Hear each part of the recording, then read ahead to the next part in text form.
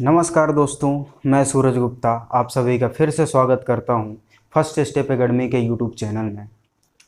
दोस्तों, पिछली क्लास में हमने मध्य प्रदेश की भौगोलिक स्थिति एवं विस्तार की चर्चा की थी, जिसके अंतर्गत हमने देखा था मध्य प्रदेश का अक्षांशीय एवं देशांतरी विस्तार।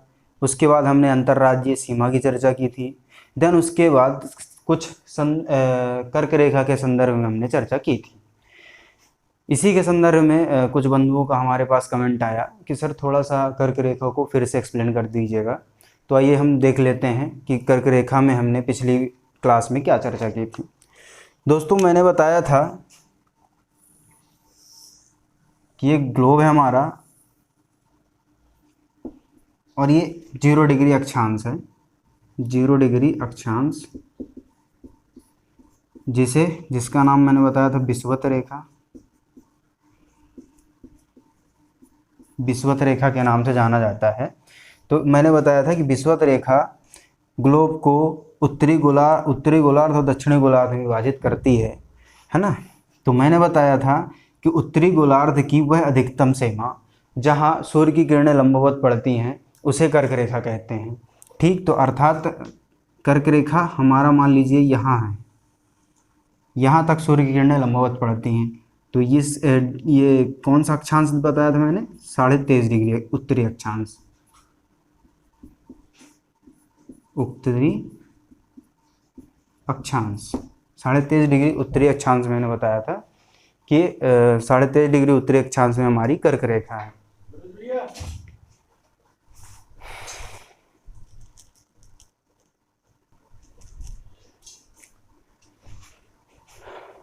आइए दोस्तों, फिर हमने ये कर्क रेखा मैंने बताया कि कर्क रेखा क्या होती है कि उत्तरी अक्षांश या उत्तरी गोलार्ध की वह अधिकतम सीमा जहां सूर्य की किरणें लंबवत पड़ती हैं उसे कर्क रेखा के नाम से जाना जाता है। और कर्क रेखा का अक्षांश कौन सा है हमारा? तो 23.5 डिग्री उत्तरी अक्षांश। यही मकर रेखा के संदर्भ में देखें, 23.5 डिग्री साउथ में जो है 23.5 डिग्री दक्षिणी अक्षांश। दक्षिणी गोलार्ध में भी 23.5 डिग्री तक सूर्य की किरणें लंबवत पड़ती हैं। तो इसे किस नाम से जाना जाता है? मकर रेखा के नाम से। ये हमारी हो गई कर्क रेखा, ये हो गई हमारी मकर रेखा। ठीक, अब आइए मध्य प्रदेश की चर्चा कर लेते हैं। मध्य प्रदेश संदर्भ में कर्क रेखा की कि हमने क्या क्या डिस्कस किया था। तो पिछली क्लास में हमने देखा था कि कर्क रेखा जो है मध्य प्रदेश के लगभग मध्य से गुजरती है और 5 संभाग तथा 14 जिले से होकर गुजरती है। तो कौन कौन से 14 जिले हैं उसको एक बार हम फिर से देख लेते हैं। मैंने बताया था रतलाम, उज्जैन, आगरमालवा, फिर राजगढ़, फिर सीहोर, भोपाल, रायसेन, विदिशा, सागर,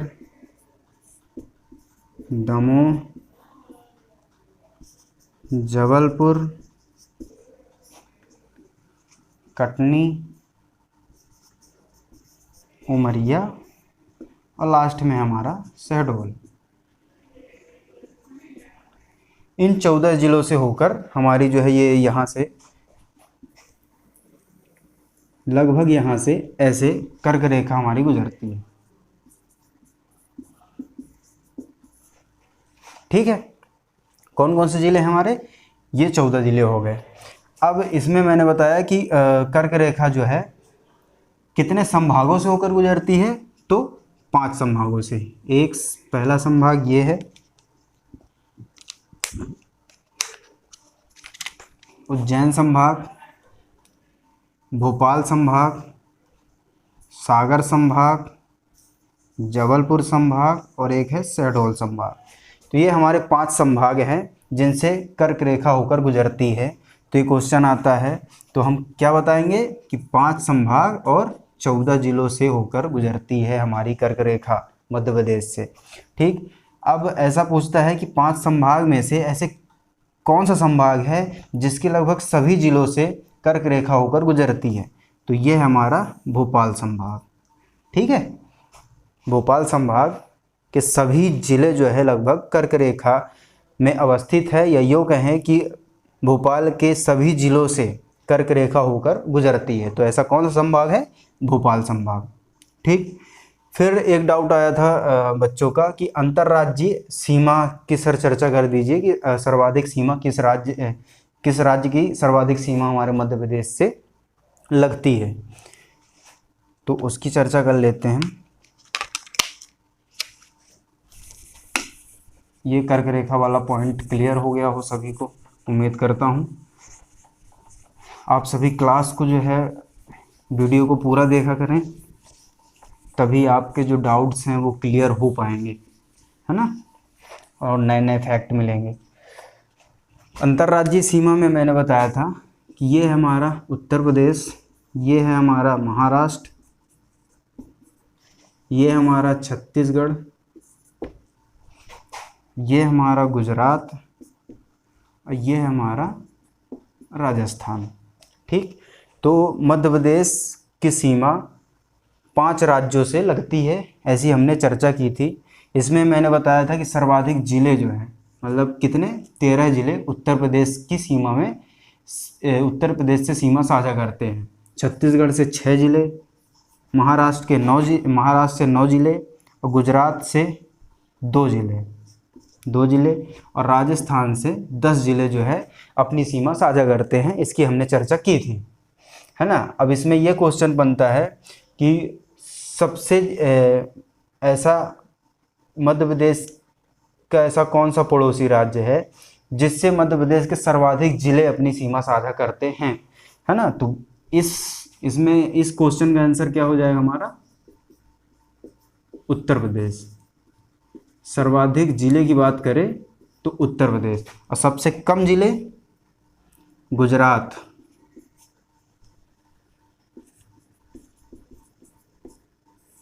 मध्य प्रदेश के सबसे कम जिले गुजरात राज्य से सीमा साझा करते हैं, सबसे कम।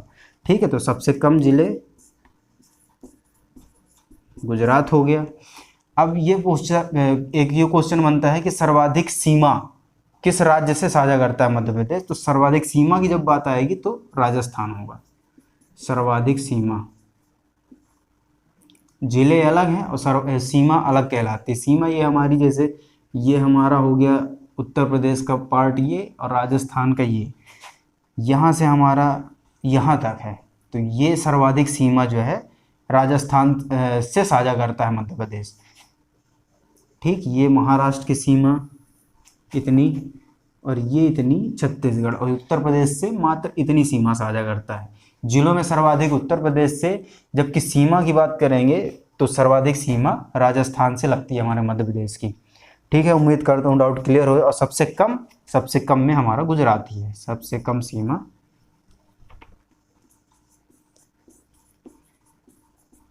कम सीमा में भी गुजरात ही है हमारा आंसर। ठीक है, उम्मीद करता हूँ डाउट क्लियर हुआ होगा। अब एक क्वेश्चन और था, लोगों का डाउट था कि सर आपने नहीं बताया। मैंने इनडायरेक्टली बताया था, डायरेक्टली चर्चा नहीं की थी मैंने, कि मध्य प्रदेश सबसे उत्तरी जिला कौन सा है, सबसे दक्षिणी जिला कौन सा है, सबसे पूर्वी और सबसे पश्चिमी जिला कौन सा है। तो सबसे उत्तरी जिले की मैंने चर्चा की थी मुरैना। जब लेंथ बता रहा था तब मैंने चर्चा की थी मुरैना से लेकर बुरहानपुर तक, है ना। इसकी लंबाई जो है 605 किलोमीटर है, बुरहानपुर। ठीक, तो सबसे उत्तरी जिला कौन सा हो गया हमारा, मुरैना, और सबसे दक्षिणी जिला हो गया हमारा बुरहानपुर। सबसे पूर्वी जिला ये हमारा पड़ता है सिंगरौली।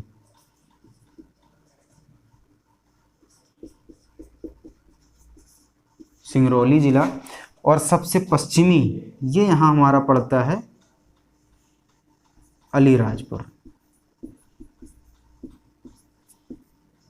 अलीराजपुर। ठीक,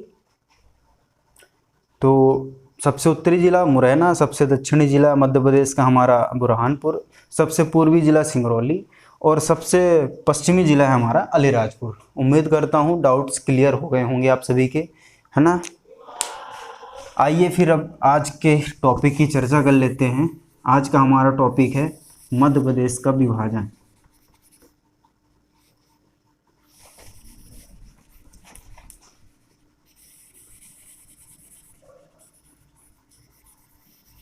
जो भी डाउट्स हुआ करें, पूछ लिया करें कमेंट के माध्यम से। मुझे बहुत खुशी हुई इन बच्चों ने जो है कुछ तो डाउट्स पूछे।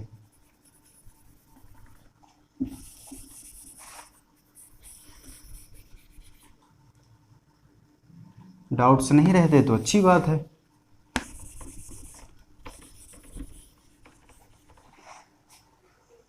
चलिए आज के टॉपिक की चर्चा कर लेते हैं। आज का टॉपिक है हमारा मध्य प्रदेश का विभाजन। मध्य प्रदेश के विभाजन के अंतर्गत हम सिलेबस में चर्चा किए थे कि इसमें हम दो आधारों पर बांटकर चर्चा करेंगे मध्य प्रदेश के विभाजन की, है ना। तो दो आधार कौन कौन से हमारे, एक तो हो गया हमारा भौतिक विभाजन, भौतिक या इसी को बोलते हैं प्राकृतिक विभाजन, और एक हो गया हमारा प्रशासनिक विभाजन, प्रशासनिक आधार पर,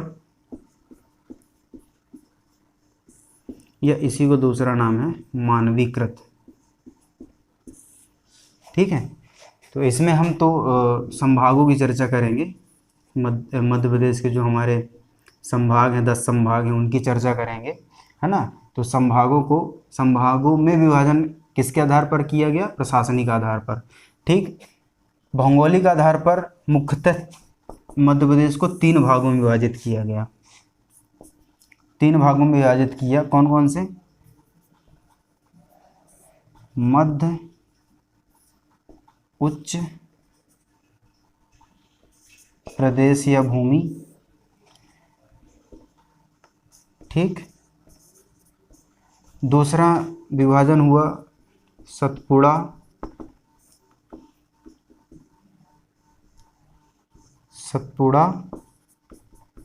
मैकाल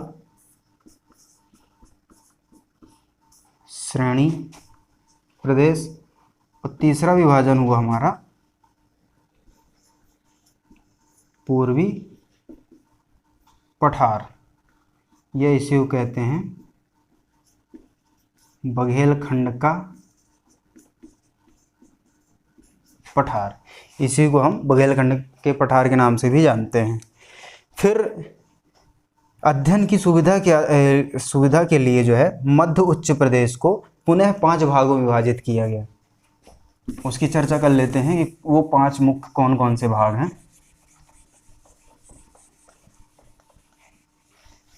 नोट डाउन करते जाइएगा आप सभी साथ साथ में। मुख्य रूप से 3 भागों में, और 3 में से भी जो मध्य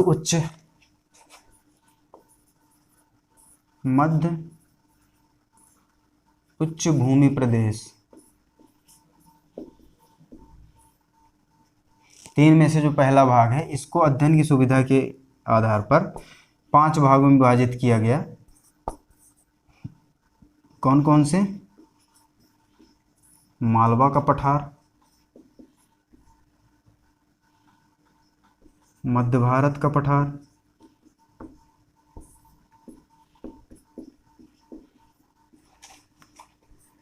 तीसरा है हमारा बुंदेलखंड का पठार,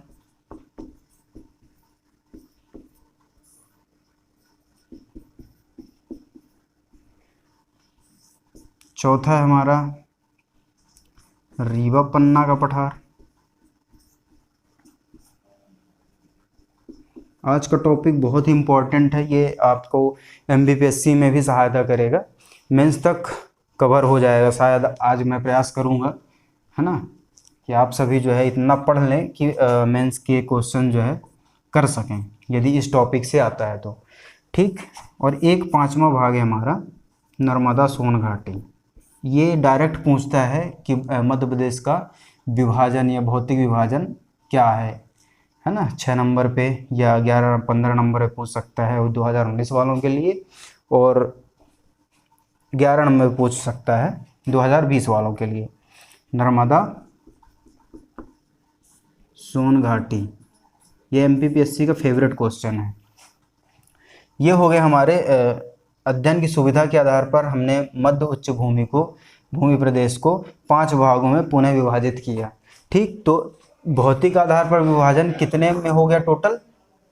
3 में हुआ था। 3 में से इसको जो है 5 में कर दिया गया, मतलब 5 ये और एक जो सतपुड़ा मैकाल 5 ये। छठा हो गया आपका सतपुड़ा मैकाल श्रेणी, और 7वां हो गया हमारा बघेलखंड का पठार।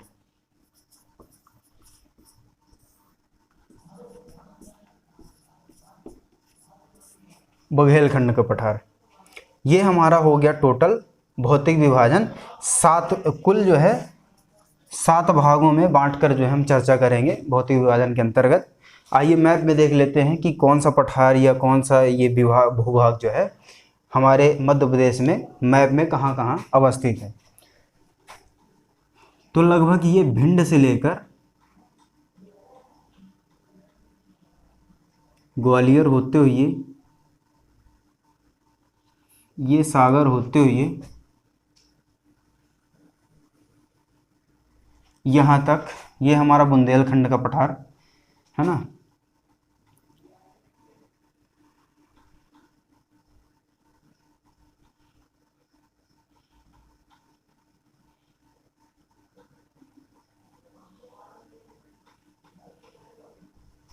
ये हो गया हमारा ये वाला भाग मध्य भारत का पठार। फिर ये सागर से होते हुए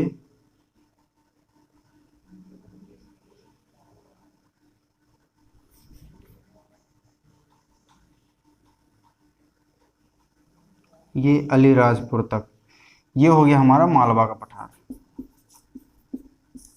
मालवा का पठार,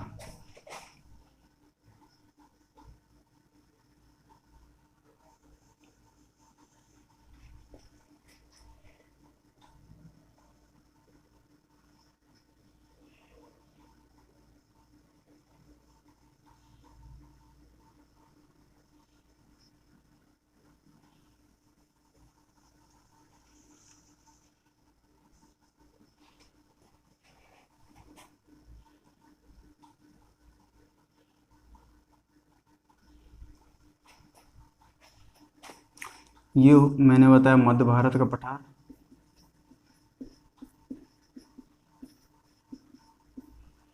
ये हो गया हमारा बुंदेलखंड का पठार।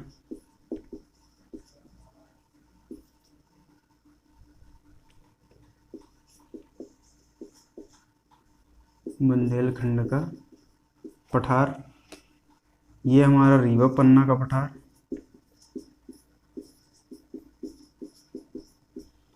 ये हमारा बघेलखंड का पठार।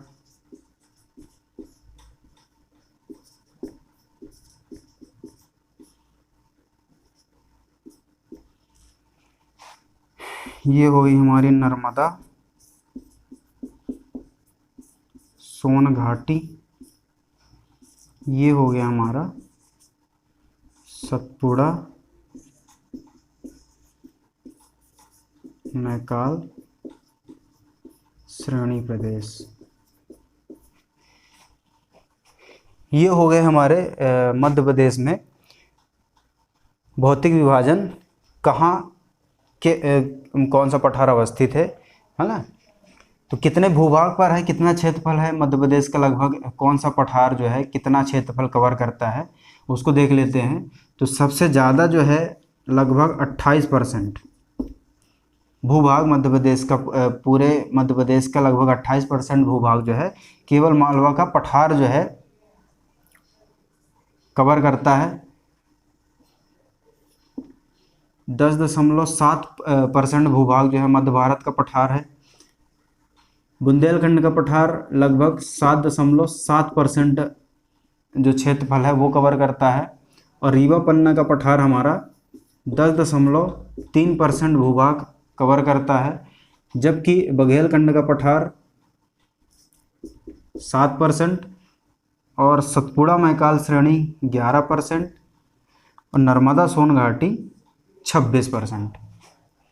इस प्रकार जो है हमारे मध्य प्रदेश को भौतिक विभाजन किया गया, जो लगभग आपके सामने है ना। आइए फिर हम एक एक करके इन सब की चर्चा कर लेते हैं। सर्वप्रथम हम मालवा के पठार की चर्चा कर लेते हैं।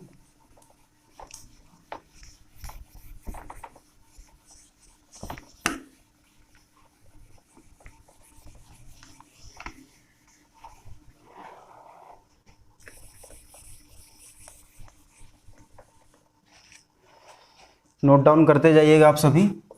नंबर 1 है मालवा का पठार। मालवा का पठार, इसके हम फॉर्मेशन की चर्चा कर लेते हैं कि मालवा का पठार कैसे इसका निर्माण हुआ। तो निर्माण कैसे हुआ इसका? निर्माण हुआ ज्वालामुखी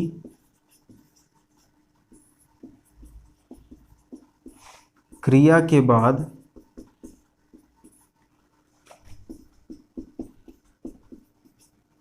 बेसाल्ट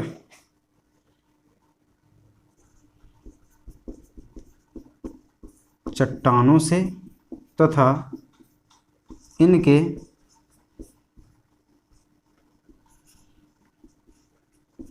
क्षरण से, क्षरण एवं अपर्दन, ज्वालामुखी क्रिया हुई ऐसा माना जाता है, क्योंकि यहाँ मालवा के पठार में सर्वाधिक काली मृदा पाई जाती है। काली मृदा इस बात का संकेत माना जाता है कि यह जो है इसका यहाँ ज्वालामुखी क्रिया हो रही होगी। ज्वालामुखी क्रिया क्या होती है? तो सर्वप्रथम हम ज्वालामुखी को समझ लेते हैं कि ज्वालामुखी होता क्या है। तो ज्वालामुखी, केवल ज्वालामुखी चर्चा कर लेते हैं, फिर ज्वालामुखी की क्रिया देख लेंगे। ज्वालामुखी वह कहलाता है कि ज्वालामुखी वह छिद्र या दरार होता है, वह छिद्र या दरार जिससे होकर पृथ्वी के अंदर का मैग्मा धरातल पर आता है, उसे ज्वालामुखी कहते हैं। इसकी संरचना कुछ इस तरह होती है। ये पाइपलाइन होती है, ये मैग्मा भरा होता है यहाँ, और यहाँ प्रेशर, दाब और ताप की अधिकता के कारण ये मैग्मा बाहर की ओर निकलना शुरू कर देता है। ठीक है, इसी को ज्वालामुखी उद्गार या ज्वालामुखी की क्रिया कहते हैं। ठीक, तो ये मैग्मा बाहर निकला तो ये हमारा कहलाता है ज्वालामुखी। ज्वालामुखी क्रिया क्या हो गई?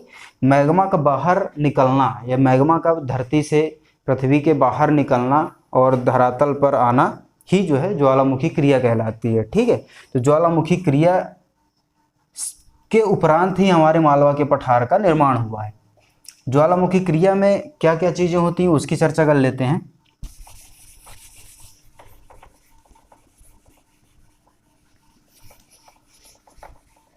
ज्वालामुखी क्रिया में हमारा सबसे पहले मैग्मा, जलवाष्प एवं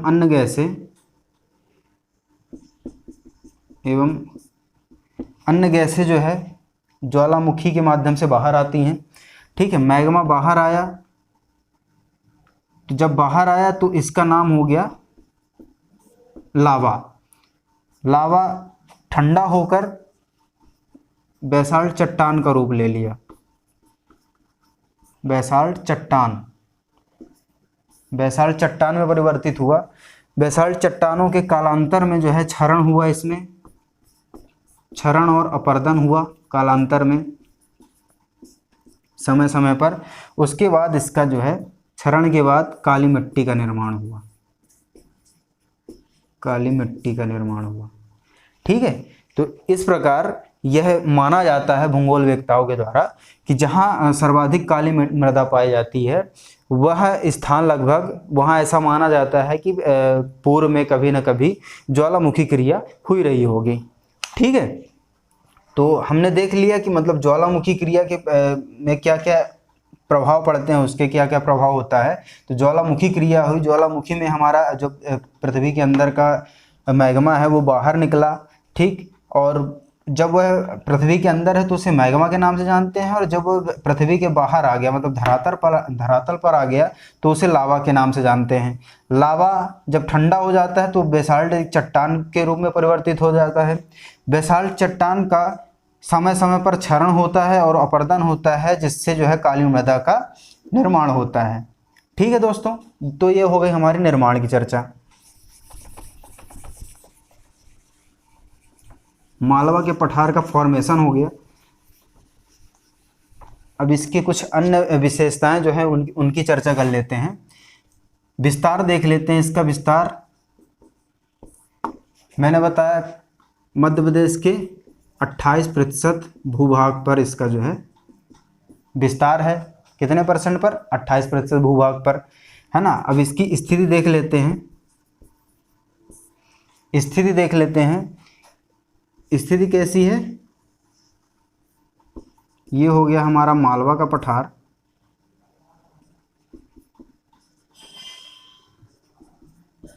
इसके उत्तर में क्या है? इसके उत्तर में हमारा मध्य भारत का पठार है।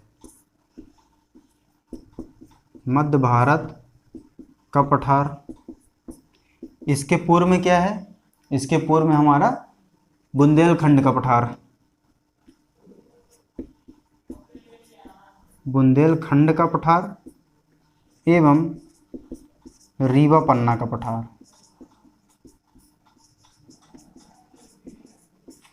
इसके पूर्व में बुंदेलखंड का पठार या रीवा पन्ना का पठार अवस्थित है।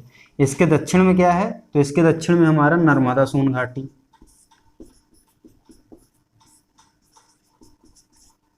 नर्मदा सोन घाटी। इसके पश्चिम में क्या है? तो इसके पश्चिम में है दोस्तों, राजस्थान में पड़ता है मेवाड़। मेवाड़ का पठार, ये इसके पश्चिम में है। ठीक है, ये हो गई हमारे मालवा के पठार की स्थिति।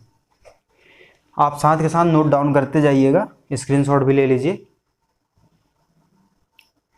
स्थिति के बाद दोस्तों हम मालवा के पठार की जलवायु की चर्चा कर लेते हैं।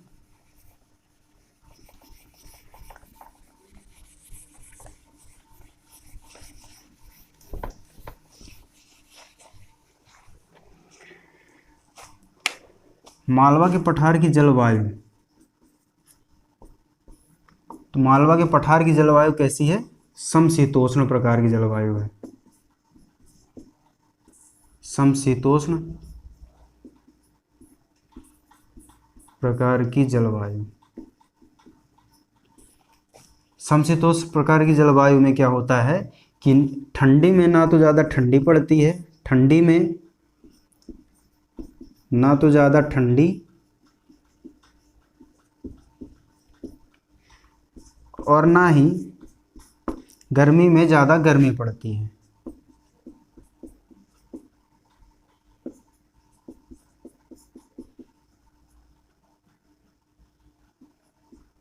गर्मी में ना तो ज़्यादा गर्मी पड़ती है और ठंडी में ना तो ज़्यादा ठंडी पड़ती है। ठीक है, इसी कारण एक हिस्ट्री में पढ़ेंगे आप लोग, चीनी यात्री आया फाहियान। कब आया?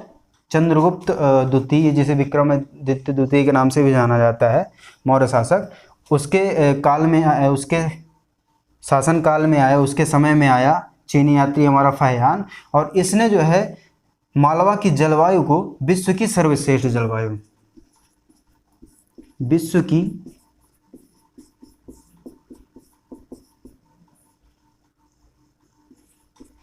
सर्वश्रेष्ठ जलवायु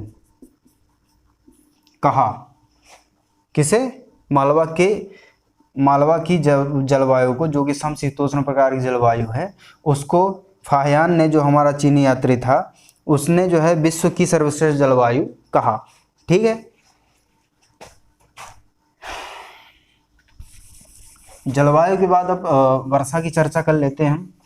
वर्षा कितने सेंटीमीटर होती है यहाँ।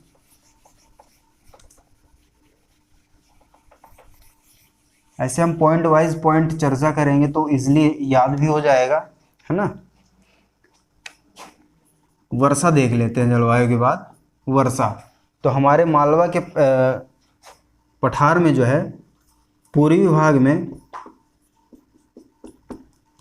में 100 से 125 सेंटीमीटर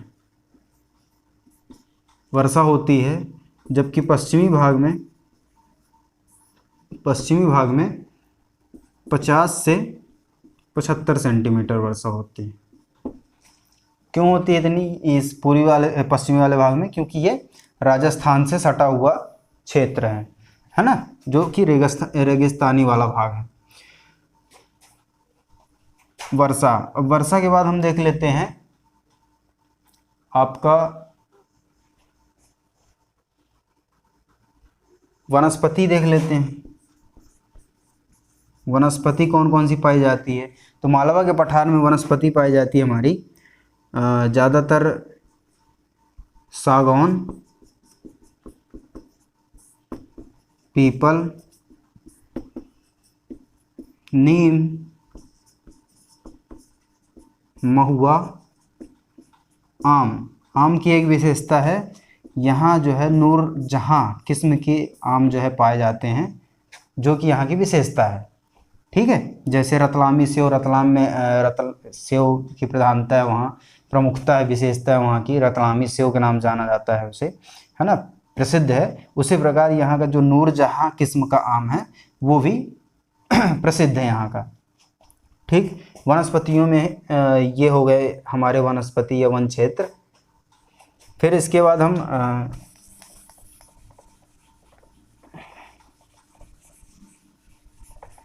मालवा के पठार में मृदा की चर्चा कर लेते हैं।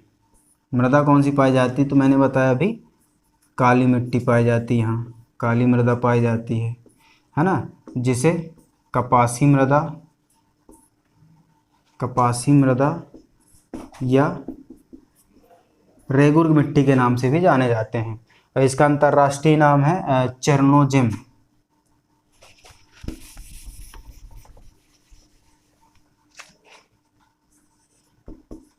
अंतर्राष्ट्रीय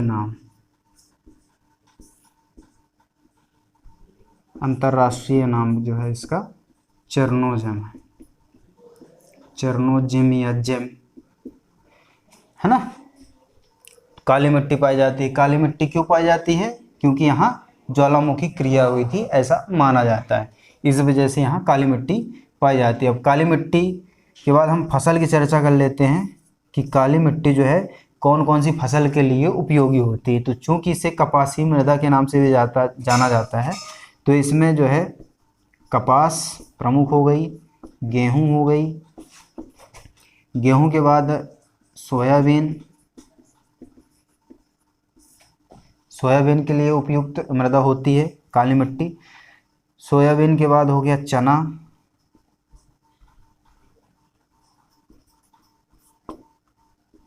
ठीक। कपास हमारा खरगोन क्षेत्र में ज़्यादातर पाया जाता है, खरगोन जिले में। गेहूं की सर्वाधिक उत्पादन होता है मालवा क्षेत्र में, इसलिए इसे इसका उपनाम है मालवा के पठार का गेहूं की डलिया। मालवा के पठार को गेहूं की डलिया के नाम से भी जाना जाता है। सोयाबीन में प्रथम स्थान इस समय उज्जैन में है, सर्वाधिक सोयाबीन वहाँ उत्पादन होता है। और चना में है हमारा विदिशा। ये कुछ हमारी मुख्य फसलें हो गई जो कि मालवा क्षेत्र में उगाई जाती हैं। इसके बाद हम प्रमुख नदियों की चर्चा कर लेते हैं। मालवा के क्षेत्र में कौन कौन सी नदियाँ मुख्य रूप से प्रवाहित होती हैं।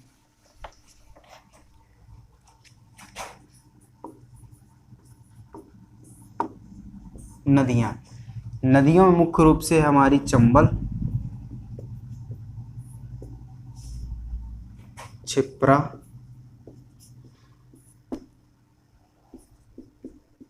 बेतवा, पार्वती, काली सिंध है, काली सिंध, माही। ठीक, माही नदी एक प्रमुख विशेषता इसकी ये है कि ये जो है कर्क रेखा को 2 बार काटती है, 2 बार काटती है। ठीक, माही नदी। ये हो गई हमारे मालवा के पठार की प्रमुख नदियां। नदियों के बाद खनिज देख लेते हैं। खनिज में हमारा एस्बेस्टस,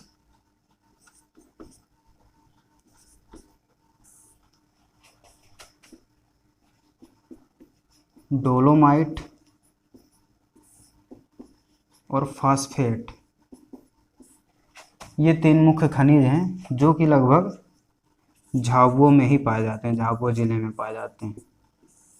ठीक है, झाबुआ से याद आया, झाबुआ में एक और विशेषता है, यहाँ जो है झाबुआ और अलीराजपुर में कड़कनाथ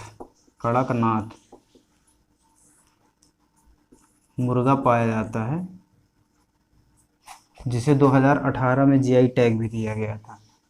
कहाँ? झाबुआ और अलीराजपुर में। अलीराजपुर में क्या पाया जाता है? कड़कनाथ मुर्गा, जिसे 2018 में जीआई टैग भी दिया गया है। ठीक है, ये हो गया हमारा मालवा का पठार लगभग। और एक पॉइंट और छूट रहा है इसका, मालवा के पठार की सर्वोच्च चोटी,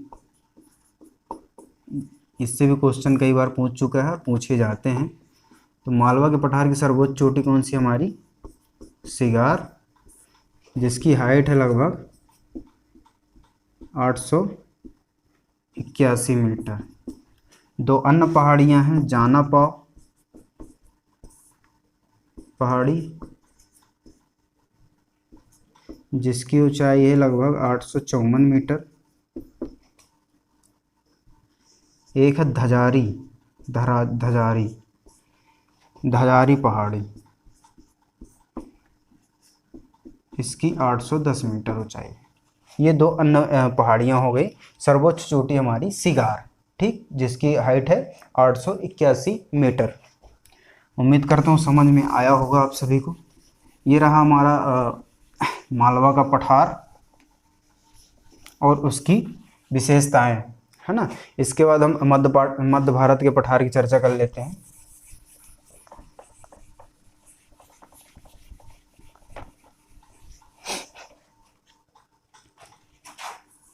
दूसरा हमारा मध्य भारत का पठार। मध्य भारत का पठार जो है, इसका निर्माण कैसे हुआ? तो इसका निर्माण हुआ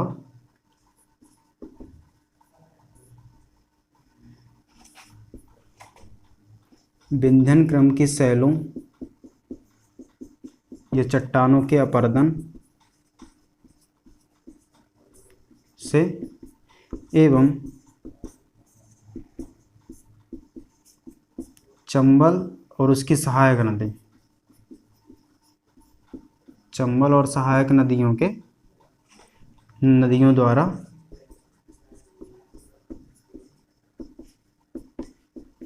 निक्षेपों से, निक्षेप कहलाते हैं कि चंबल नदी चूंकि सर्वाधिक अपरदन करने वाली नदी मानी जाती है, या नदी अपरदन सबसे ज़्यादा करती है, और जब मृदा अपरदन करती है तो एक ले जाकर जो है किसी स्थान विशेष पर छोड़ देती है, उसी को जो वहाँ मलबा जम जाता है उसी को निक्षेप कहलाता है।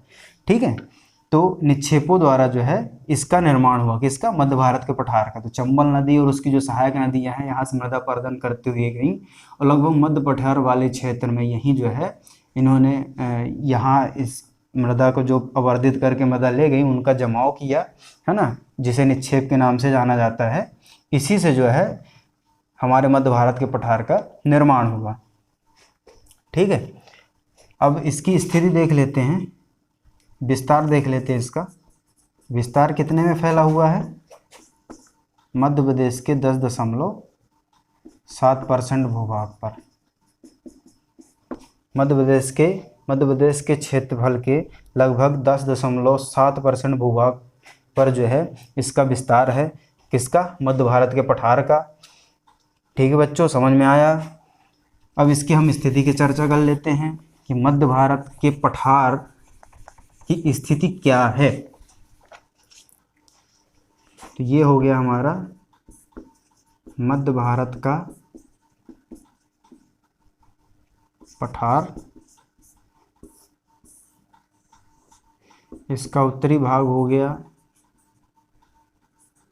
यमुना नदी बेसिन। ठीक है, पूर्वी भाग हो गया इसका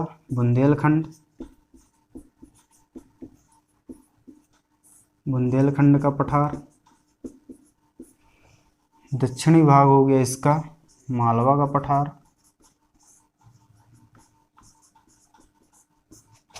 और पश्चिमी भाग हो गया इसका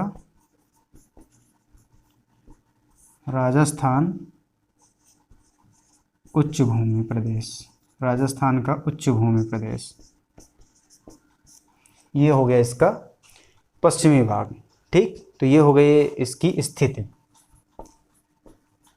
किसकी, मध्य भारत पठार की स्थिति हमने देख ली कि इसके आसपास जो है कौन कौन से क्षेत्र अवस्थित है या कौन कौन सा पठार अवस्थित है उत्तर, दक्षिण, पूर्व, पश्चिम में। इसके बाद हम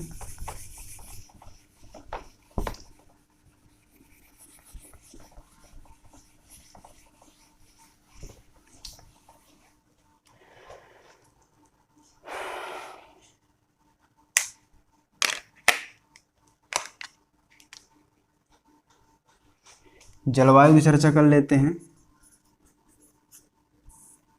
जलवायु कैसी पाई जाती है, तो मध्य भारत के पठार में जो जलवायु है वहाँ महाद्वीपीय प्रकार की जलवायु पाई जाती है।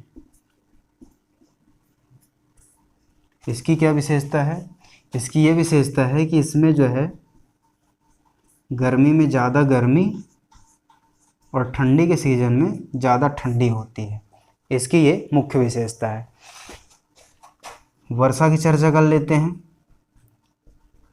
वर्षा कितनी होती है यहाँ, तो 50 से 75 सेंटीमीटर यहाँ वर्षा होती है। ठीक है, 50 से 75 सेंटीमीटर यहाँ वर्षा होती है।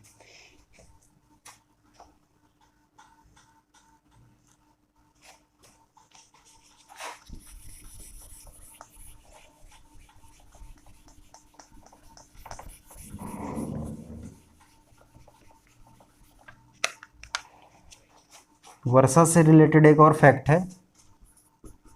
गोहद नामक स्थान जो कि भिंड में है, भिंड में पड़ता है, यह हमारे मध्य प्रदेश का सबसे कम वर्षा वाला स्थान है। सबसे कम वर्षा वाला।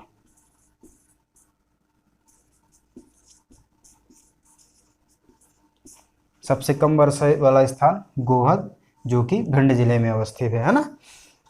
तो ये हो गया वर्षा से संबंधित फैक्ट। अब देख लेते हैं हम वनस्पति। चूंकि यहाँ वनस्पति वर्षा कम होती है, 75 सेंटीमीटर से भी कम वर्षा होती है, तो यहाँ कटीले एवं झाड़ीदार वन पाए जाते हैं। ठीक है, झाड़ीदार वन पाए जाते हैं। जैसे नागफनी हो गया,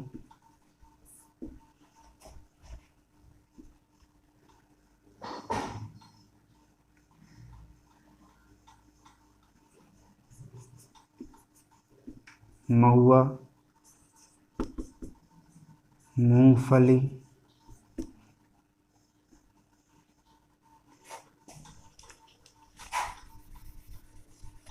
मूंगफली फसल में आएगा।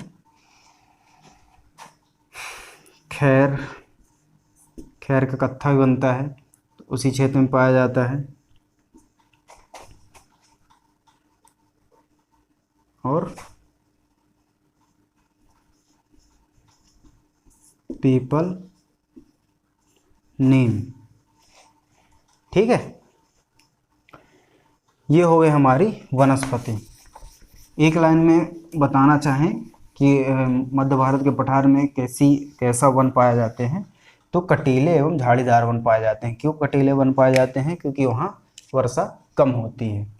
ठीक, वनस्पति के बाद हम चर्चा कर लेते हैं मृदा की। वहाँ मृदा कैसी पाई जाती है? तो वहाँ मृदा जो है सर्वाधिक जलोढ़ मृदा पाई जाती है, जलोढ़ मृदा पाई जाती है।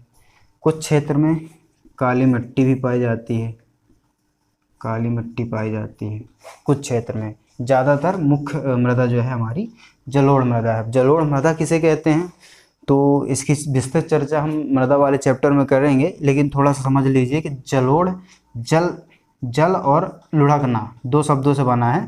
तो जल के द्वारा जो मृदा अपरदित करके, जैसे चंबल नदी जो है वह मृदा अपरदित करके मृदा को, है ना, मृदा को अपरदित करके ले जाकर किसी स्थान विशेष पर इकट्ठा कर देती है, जिसे निक्षेप भी कहा जाता है। उस प्रोसेस को निक्षेपण कहा जाता है, निक्षेप कहा जाता है।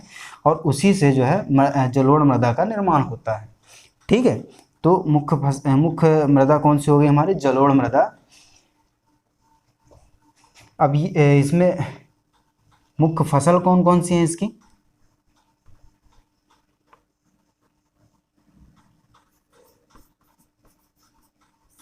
जलोढ़ मृदा पाई जाती है और मुख्य फसल है जलोढ़ मृदा की सरसों। धान तो होगा नहीं, क्योंकि वहाँ सबसे कम वर्षा होती है और धान के लिए सर्वाधिक पानी चाहिए होता है।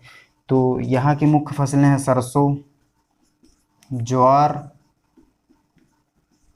बाजरा, जौ, है ना, अफीम। मंदसौर वाले क्षेत्र में अफीम की खेती की जाती है। मूंगफली,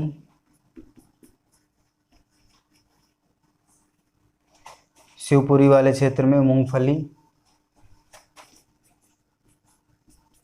शिवपुरी में मूंगफली सर्वाधिक होती है।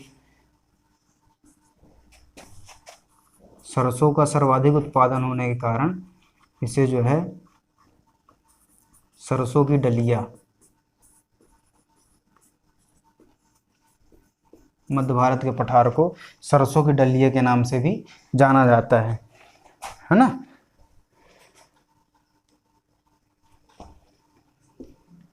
ये हो गई हमारी मुख्य फसलें।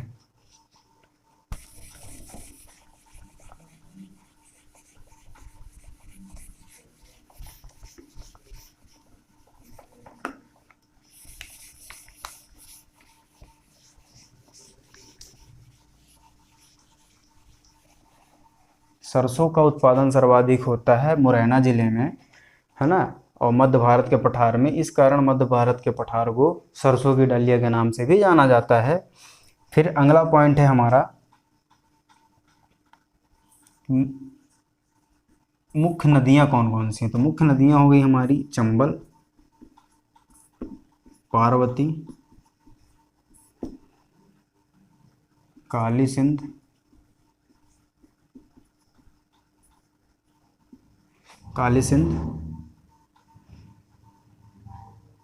कुंवारी,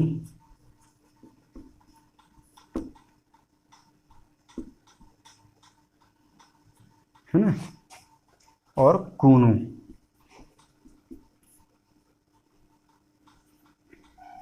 ये कुछ प्रमुख नदियाँ हो गई, जिसमें से सबसे प्रमुख नदी है हमारी चंबल नदी, है ना। चंबल नदी क्यों प्रमुख है? क्योंकि यह अवनालिका अपर्दन करती है, अवनालिका अपर्दन, जिससे बीहड़ों का निर्माण होता है।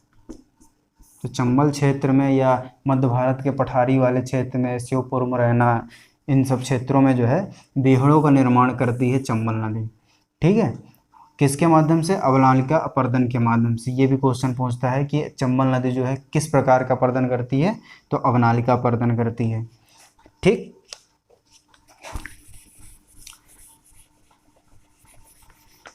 नदियों के बाद हम खनिज की चर्चा कर लेते हैं कि यहाँ खनिज कौन कौन सा पाया जाता है। खनिज में यहाँ पाया जाता है रंगीन संगमरमर, रंगीन संगमरमर, जो कि कहाँ पाया जाता है? ग्वालियर में। और स्लेट पाया जाता है मंदसौर में। खनिज में बस दो ही इम्पोर्टेंट है इसमें। ठीक है, ये हो गया हमारा लगभग मध्य भारत का पठार और उसकी विशेषताएं। अब अगली कड़ी में हम बुंदेलखंड पठार की चर्चा कर लेते हैं। आप साथ के साथ नोट डाउन करते जाइएगा, है ना, और अच्छे से नोट्स बनाइए। ये MPPSC तक के लिए जो है मददगार साबित होगा आप सभी के, है ना। अगला देख लेते हैं हम बुंदेलखंड का पठार।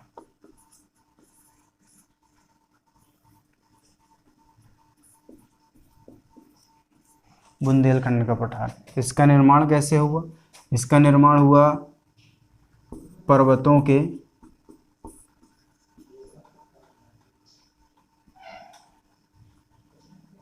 अपर्दन से, अपर्दन एवं क्षरण से। कौन सा पर्वत? ये अपना विंध्याचल पर्वत श्रेणी है यहाँ पास, उसके अपर्दन एवं क्षरण से जो है बुंदेलखंड के पठार का निर्माण हुआ कालांतर में। ठीक है, इसकी स्थिति क्या है? विस्तार देख लेते हैं। विस्तार, ये मध्य प्रदेश कितने क्षेत्रफल में फैला हुआ है? तो ये मध्य प्रदेश के 7.7% भूभाग पर बुंदेलखंड का पठार फैला हुआ है। इसकी स्थिति क्या है? इसकी स्थिति है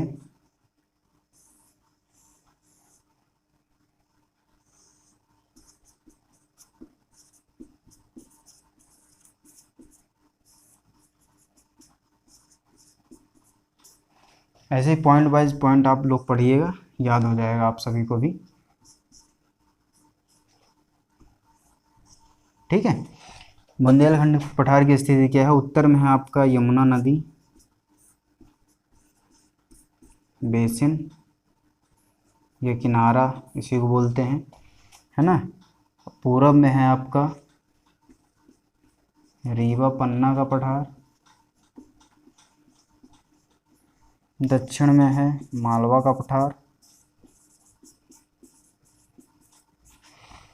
और पश्चिम में है आपका मध्य भारत का पठार।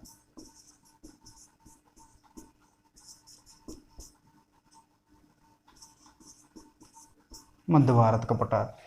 ठीक है दोस्तों, ये हो गई स्थिति। अब जल्दी से जलवायु की चर्चा कर लेते हैं।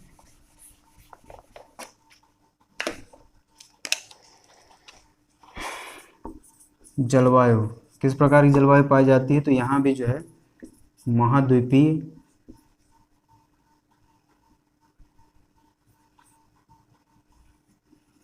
महाद्वीपीय प्रकार की जलवायु पाई जाती है, प्रकार की जलवायु पाई जाती है। पिछले वाले में मध्य भारत में भी जो है महाद्वीपीय प्रकार की जलवायु पाई जाती है ना। तो उस पर मैंने बताया कि इसमें जो है क्या विशेषता है इसकी, कि गर्मी में ज़्यादा गर्मी होती है और ठंडी में ज़्यादा ठंडी में ज़्यादा ठंडी होती है। ठीक है, वर्षा देख लेते हैं। वर्षा, तो वर्षा यहाँ लगभग होती है 75 से 75 से 125 सेंटीमीटर।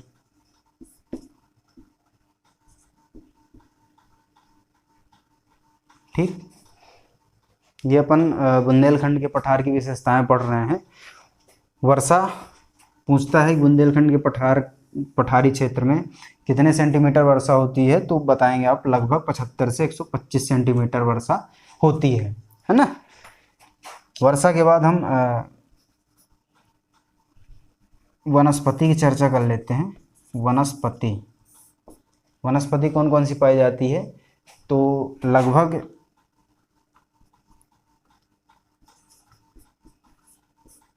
खैर दलहन की पूरी फसल, दलहन ये तो फसल में आ जाएगा। वनस्पतियों में आपका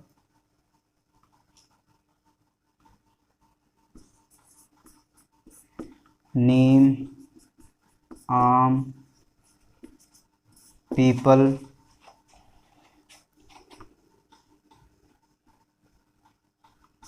खैर का कत्था बनता है ना, ये भी यहाँ पाया जाता है ना। ये कुछ वनस्पतियाँ हो गई प्रमुख। इसके बाद हम जल्दी से मृदा की चर्चा कर लेते हैं। यहाँ मृदा कौन सी पाई जाती है, तो यहाँ मृदा पाई जाती है लाल पीली मृदा या कुछ बालुई मृदा भी पाई जाती है। ठीक है, तो फसल कौन कौन सी होगी, इस मृदा में कौन कौन सी फसल होगी मुख्यतः, इसमें मुख्यतः तिलहन एवं दलहन की मुख्य फसलें होंगी।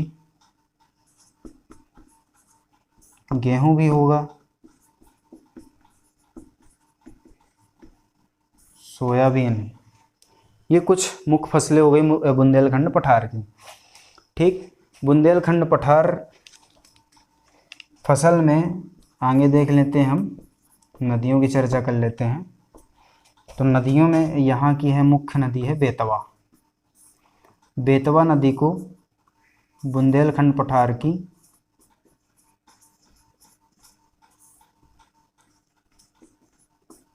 की जीवन रेखा भी कहा जाता है। ठीक है दोस्तों, बेतवा नदी यहाँ की बुंदेलखंड पठार की मुख्य नदी है, जिसे बुंदेलखंड पठार की जीवन रेखा के नाम से भी जाना जाता है। इसके अलावा है यहाँ की प्रमुख नदी सिंध,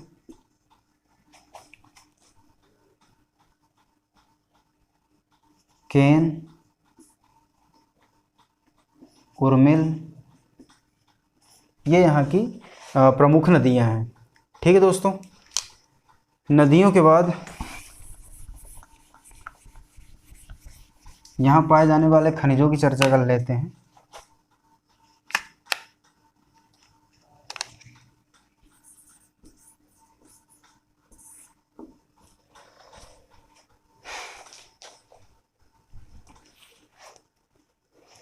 खनिज के अंतर्गत दोस्तों हम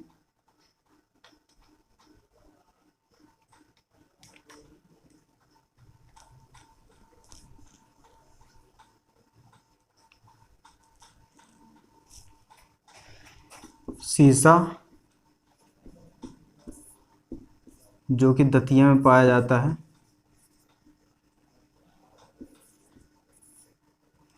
ठीक है, हीरा, अंगोरा नामक खदान में, जो कि कहाँ है, छतरपुर में है। तो हीरा और सीसा ये दो हमारे प्रमुख खनिज हो गए। अब बुंदेलखंड पठार में जो है दो मुख्य पठार पाए जाते हैं, कौन कौन से पाए जाते हैं, एक सागर पठार के नाम से जाना जाता है, दूसरा पाया जाता है हमारा दमोह पठार। दमोह पठार, ठीक है। और इसकी